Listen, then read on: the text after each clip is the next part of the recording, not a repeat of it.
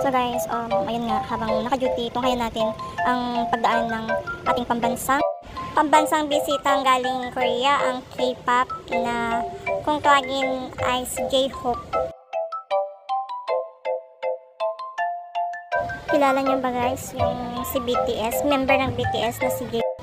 So yun na guys, tunghayan nyo, papalabas na siya. Kaso hindi pinakita yung mukha. Ayun na, lumabas na siya. Ayan si J-Hope ng BTS. Ang gwapo niya guys, kaso lang hindi na masyadong nakita. Gawa nga ng bawal lakunan ng video. Pero hindi siya gaano katangkaran guys. Pero cute siya. Bawal din siya lapitan guys. So yun, makikita nyo naman yung mga bodyguard niya na todo bantay. Ayun lang yung ganap. Tapos umalis na sila dyan. Look guys, may nagpapapansin dyan. Oops! Ayan si ate, no?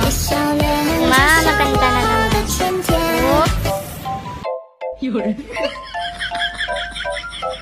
Nagpi-feeling model na naman. Tara, kausapin natin sa ate kung anong masasabi niya sa dumaan na K-pop. Ate, ano masasabi? Si J-Hope po, si J-Hope, yung K-pop.